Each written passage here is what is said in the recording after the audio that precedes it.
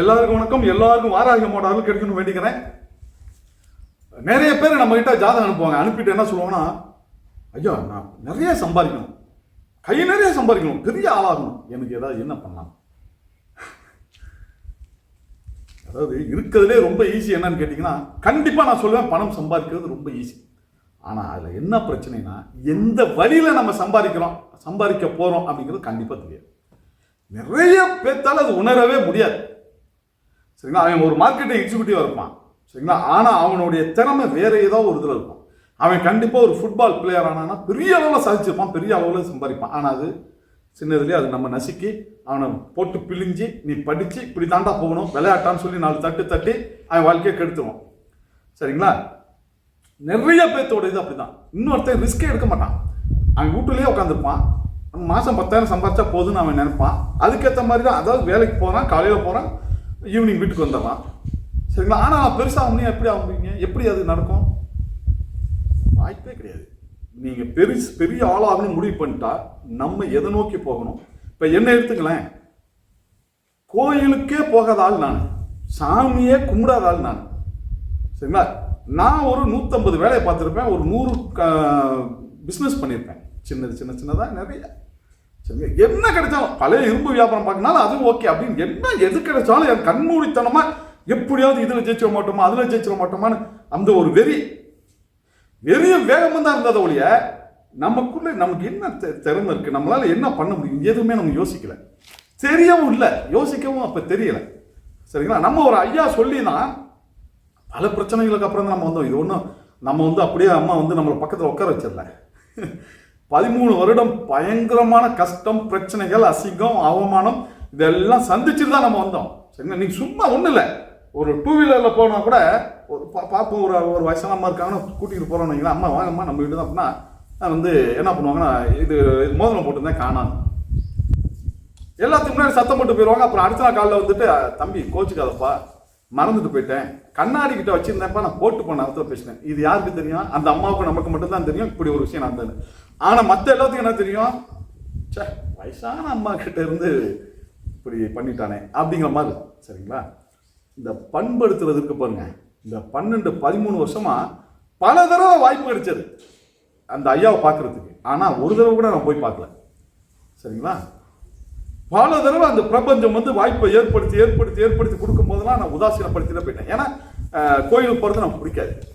எனக்கு இந்த ஆன்மீகத்தில் யாரை பார்த்தாலும் பிடிக்காது, கால் வேஷ்டி கட்டினவங்களை பார்க்க பிடிக்காது. இப்படியே நம்ம போயிட்டோம். ஆனால் நமக்கான பாதை அப்போ அவங்க உருவாக்கி தான் வச்சுருந்தாங்க. நான் அந்த பக்கமே போக முடியாதுன்னு சொல்லிட்டு ரொம்ப பிடிவாதமாக இருந்துட்டேன். சரிங்களா? கடைசியாக நமக்கு வேற வழியே இல்லைன்னு அவ்வளோதான், நாளையோட நம்ம லைஃப் முடிஞ்சு வராங்கும் போது, சரி இன்னைக்கு ஒரு நாள் போய் ஏதாவது நம்ம கூப்பிட்றானுங்க பசங்க, நம்மளுக்கு 2 வேலை ரொம்ப கஷ்டப்படுறான், சரி ஒரு தடவை போயிட்டு வரோம், அவனுக்காக போகன்ட்டு தான் நம்ம போனோம். அங்கே போனவொடனே நம்ம லைஃப் மாறி போச்சு. அடுத்த நாள்ல இருந்து நமக்கு இந்த கோவில், ஆன்மீகம், இந்த குருமார்கள், சரிங்களா, சித்தர்கள், இந்த மாதிரியான இதில் அப்படியே மாற ஆரம்பித்தோம். கொஞ்சமாக மாறி கடைசியில் பார்த்தீங்கன்னா நம்ம ஆன்மீகம் தான் நம்ம லைஃப் அப்படிங்கிற மாதிரி வந்துட்டோம். அதே மாதிரி ஜோதிடம், சரிங்களா, வாக்கு பலிதம், நமக்கு அதுதான் முக்கியம். வாக்கு பலிக்குதா அப்படிங்கிறது தான். இதில் கூட ஒரு 2-3 வருஷம் கஷ்டப்பட்டுட்டு தான் நம்ம அதுக்கப்புறம் தான் நம்ம கோயிலை கட்ட முடிஞ்சது. எடுத்தோன்னெல்லாம் நம்ம ஈஸியாக கோயில் கட்ட முடியாது. சரிங்களா? இப்போ அடுத்த கோயில் ரெடி ஆகிட்டு இருக்கு, இப்போ அடுத்த இடம் ரெடி ஆகிட்டு இருக்கு. சரிங்களா? மேக்ஸிமம் 1 வீக்கில் அடுத்த இடத்துக்கு நம்ம ரெடி பண்ண ஆரம்பிச்சோம். இன்னொரு கோயில் வாராகிகமாக மேக்ஸிமம் குரு பகவான் அந்த மாதிரி வரலாம். சரிங்களா? அந்த மாதிரி தான் இருக்குது. பார்ப்போம், அது நான் அப்புறம் அனௌன்ஸ் பண்ணுறேன். நான் உங்களுக்கு தெரியும், அனௌன்ஸ்மெண்ட் தெரியும். இப்போ என்னன்னு கேட்டிங்கன்னா, சம்பாதிக்கிறது என்னன்னே எப்படி அதாவது வாய்ப்புகள் கிடைக்குங்கிறது வரைக்கும் வெயிட் பண்ணுறதே ஒரு முட்டாள்தனம் என்னை பொறுத்த வரைக்கும். சரிங்களா? வாய்ப்பை நம்ம உருவாக்குற அளவுக்கு ஒருத்தர் திறமையாக இருக்கானா, நான் சொல்லுவேன் மேக்ஸிமம் 3 மந்த்ஸ் தான், 3 மாதம் தான் பெரிய லெவலுக்கு போயிடுவாங்க. வாய்ப்புகளை உருவாக்குறவனா இருந்தா சரி. வாய்ப்புகளை பயன்படுத்துறவனுக்கான வாய்ப்பு வருது, வந்த வாய்ப்பை பயன்படுத்துறவன்னு பார்த்தீங்கன்னா 1 வருஷத்துலேயாவது அவங்க ஒரு ஆளாயிடுவான். நிறைய பேர்த்துக்கு என்னன்னா, ஒரு வாய்ப்பு இருக்கிறதே தெரியாது. ஒன்றும் இல்லை, என்கிட்ட நம்ம ஒரு 5 ஏக்கர் நிலம் இருக்குது. சரிங்களா? ஏதோ வரும், தானாக வரும். எப்பா அது மாதிரி மாட்டு பண்ண வச்சோம், வைக்கலாமாப்பா, நாங்கள் இந்த மாதிரி லோன் தரோம், நீங்கள் இந்த மாதிரி செய்யுங்க, நமக்கு நம்ம 2 பேர் சேர்ந்து இந்த மாதிரி ஏதாவது ஒன்று பண்ணலான்ட்டு வரும். நம்ம என்ன பண்ணுவோம், அதை உதாசீனப்படுத்துவோம். அட போயா இவன் ஒருத்தன் போட அப்படின்னு. ஆனால் அதில் தான் பெரிய அளவு நமக்கு லாபம் கிடைக்கிற மாதிரி இருக்கும். நம்ம என்ன பண்ணுவோம், பார்த்து உதாசனப்படுத்துவோம். வேற ஏதாவது சொல்லுவாங்க, எப்பா நமக்கு இந்த மளிகை கடை வைக்கலான்னு இருக்கோம், நான் இந்த மாதிரி ஏதோ நம்ம ரெடி பண்ணுவோமா அப்படிமா. ஆனால் அவனுக்கு அந்த மளிகை கடை வச்சா பெரிய லெவலில் போகும், ஆனால் அவன் அதை செய்ய மாட்டான். ஐயா அதெல்லாம் ஒரு வேலையா அப்படிமா. இந்த மாதிரி நிறைய பேர் எப்படின்னா வாய்ப்புகளை தொலைச்சிருவாங்க, மிஸ் பண்ணிடுவாங்க. அவங்களால எந்த காலமும் முன்னேற முடியாது. சரிங்களா? நீங்க வாய்ப்புகளை வந்து திரும்பி திரும்பி திரும்பி தவற விட்டீங்கன்னு சொன்னா ஜெயிக்கிறதுங்கிறது கனவு தான். வாய்ப்புகளை கண்டிப்பா கொஞ்சம் யோசிச்சீங்கன்னா நிச்சயமா முடியும், உருவாக்க முடியும். வாய்ப்புகளை நம்மளாலே உருவாக்க கண்டிப்பா முடியும். ஆனா நம்ம அது யாரும் அது அவ்வளவு பெரிய ரிஸ்க் எடுக்கிறது இல்லை. பொதுவா நம்ம என்ன சொல்றோம், பணம் நிறைய சம்பாதிக்கணும், நிறைய சம்பாதிக்கணும். ஓகே, சம்பாரிச்சு வீடு கட்டணும், பெருசா வீடு கட்டணும், பிள்ளைங்களை பெருசா படிக்க வைக்கணும், ஓகே, அது எல்லாத்துக்கும் இருக்கிறது தான். ஆனா ஒரு ஒரு 2-3 மணி நேரம் யோசிச்சா கூட அதுக்கு வழி கிடைக்கும். ஒரு சிலருக்கு வந்து பாத்தீங்கன்னா ஜாதகத்துல அந்த அமைப்பு வந்து இல்லாம போயிடும். ஜாதகத்தை விடுங்க, சரிங்களா? முயற்சி பண்ணா கண்டிப்பா முடியாதுன்னு எதுவும் கிடையாது. அது அப்புறம் நீங்க ஜாதகமா இருக்கட்டும், இல்ல சாமி பார்க்கறது, இதுன்னு எல்லாம் நிறைய இருக்கு. சரிங்களா? இது எல்லாம் மீறினது விடாமுயற்சி. விடாமுயற்சி பிளஸ் உழைப்பு, அதுக்கப்புறம் திறமை, இதெல்லாம் இருந்துச்சுன்னு சொன்னா அதிர்ஷ்டம்ங்கிற ஒன்று இருக்கு பாருங்க, அது தானா வந்து உட்காந்து. எனக்கு வந்து நான் இப்போ நானே சொல்லியிருக்கேன் ஒரு சிலருக்குலாம், ஏன்னா அவன் அப்படிதான் இருப்பான். நீ முயற்சி பண்ணுப்பா, முயற்சி பண்ண மாட்டான். நீ இப்படி தான் தம்பி இருக்கிறோம், என்ன செய்யறது, உன் விதி அவ்வளோதான் அப்படின்ட்டு போயிடுவோம் நம்மளே. ஏன்னா அவன் அந்த வேலையை செய்யவே மாட்டான். நீ என்ன சொன்னாலும் செய்ய மாட்டான். அப்புறம் என்ன செய்வீங்க? நம்ம அப்புறம் சொல்லிட்டு போயிடுவோம், கடந்து போயிடுவோம். சரிங்களா?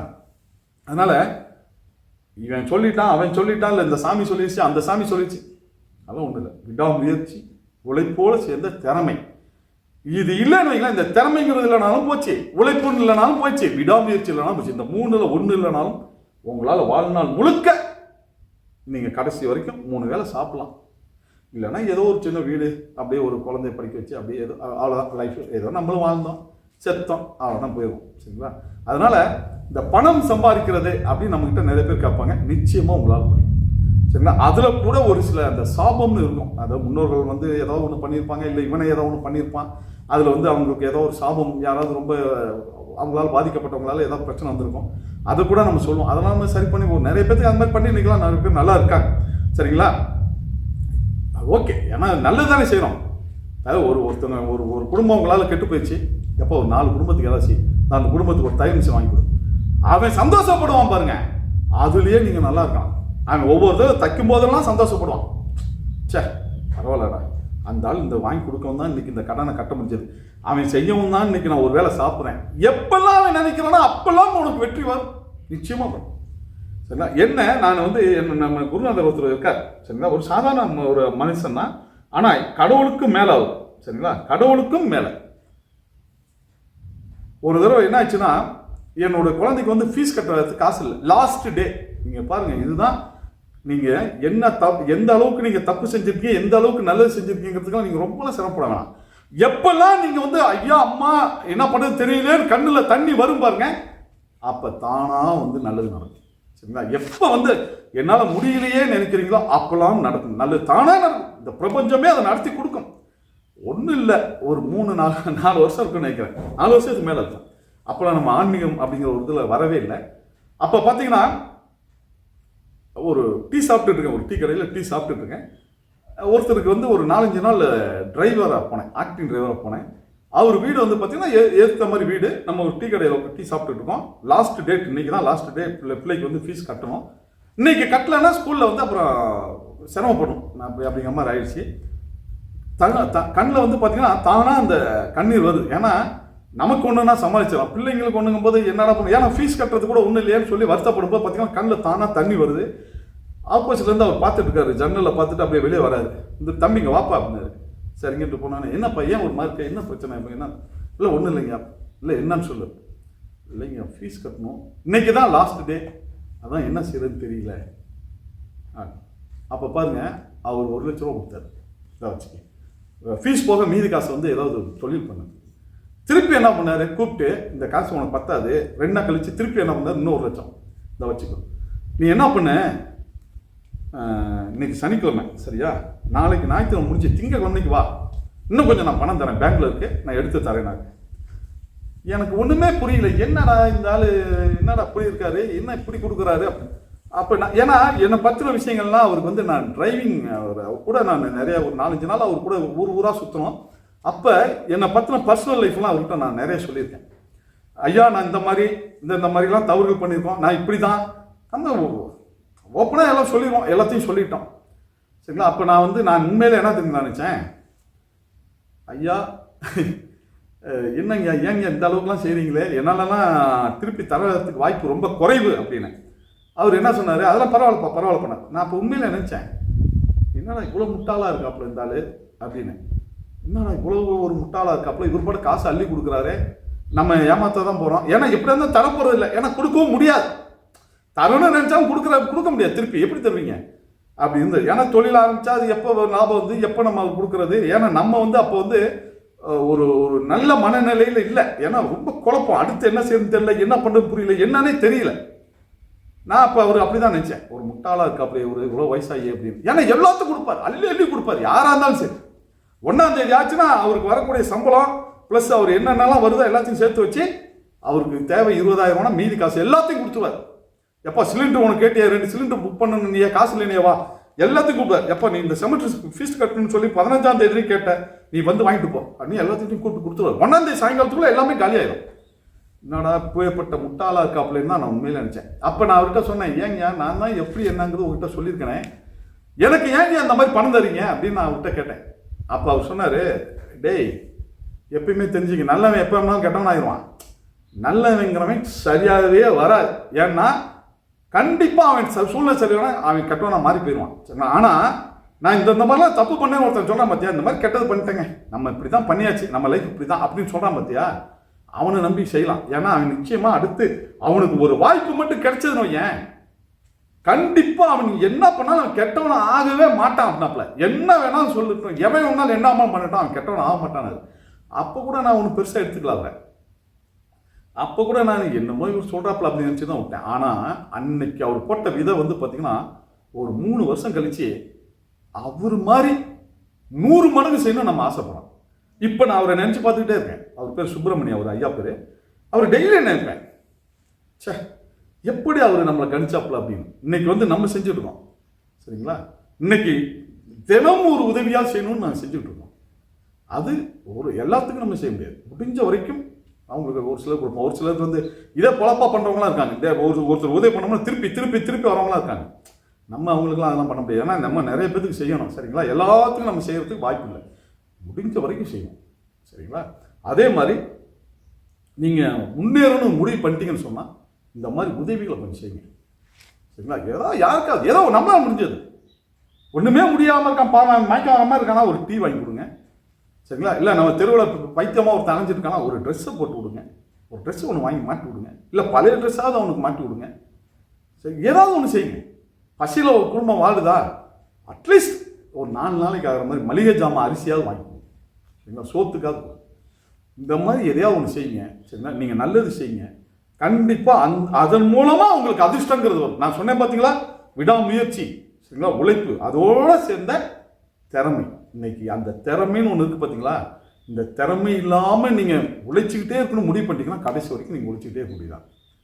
அடுத்தது எப்படி மேலே போகணுங்கிற அந்த திறமை இருந்தால் மட்டும்தான் பழைக்க முடியும் சரிங்களா. அதோடு சேர்ந்து இப்போ நம்ம சொன்ன பாருங்க, கொஞ்சம் கொஞ்சம் நம்மளால் முடிஞ்ச உதவி, அது அது அதிர்ஷ்டமாக மாறி உங்களுக்கு நிற்கும், நிச்சயமாக நிற்கும் சரிங்களா. பல மடங்கு வரும். நீங்கள் வேணான்னு ஒரு கட்டத்தில் நீங்களே சொல்லிடுவீங்க, அதை போட அப்படிங்கிற அளவுக்கு நீங்கள் நிச்சயமாக செல்வந்தர் ஆகலாம், நிச்சயமாக முடியும். அந்த மாதிரி இருக்காங்க சரிங்களா. அதனால் நம்ம ஜாதகம் பார்த்தோம், இவர் இந்த மாதிரி ஆகி போச்சே, முடியாதுன்னு எதுவுமே இல்லைங்க. கடவுளே மாற்றிடுவாப்புல உங்களுடைய வாழ்க்கையை, நம்ம இல்லை கடவுள் மாற்றுவாப்புல. நீங்கள் இந்த மாதிரி செய்யுங்க, கடவுளே மாற்றுவோம். போடா இவன் இதெல்லாம் செய்யறான், இன்னும் ஏதோ ஒன்று பண்ணிவிடுவோம், நிச்சயமாக மாறும். இந்த பிரபஞ்சமே அதுக்கான வழியை கொடுக்கும். நான் சொன்னேன் பார்த்தீங்களா, நம்ம என்னடா இப்போ எப்போலாம் ஃபீஸ் கட்டுறதுங்கிறது 15,000 ரூபா ஃபீஸு 2 லட்ச ரூபா கிடைச்சது. கடைசியில் தொழில் பிஸ்னஸ் ஆரம்பித்து அப்புறம் கொண்டு போவோம் சரிங்களா. அந்த மாதிரி நிச்சயமாக உங்களுக்கான அந்த வாய்ப்பு கண்டிப்பாக கிடைக்கும் சரிங்களா. நல்லபடியாக பயன்படுத்தி எல்லாரும் நல்லா செழிப்பாக இருக்கணும். எல்லாருமே பிச்சைக்காரனாக யாரும் நம்ம நினைக்கப்படுறது, எல்லாருமே நல்லா செல்வந்தராக இருக்கணும். உடல் நலம் அது மாதிரி ரொம்ப முக்கியம் சரிங்களா? இதோடு சேர்ந்து அடுத்தவங்களும் நல்லா இருக்கும்னு நீங்கள் நினைங்க, நிச்சயமாக நீங்கள் நல்லா இருப்பீங்க. சரிங்களா? கண்டிப்பாக நம்ம எல்லாரும் ஜெயிப்போம். என்னைக்கும் எல்லாருக்கும் வாராகி அம்மாவோட அருள் கிடைக்குன்னு வேண்டிக்கிறேன். நன்றி, வணக்கம்.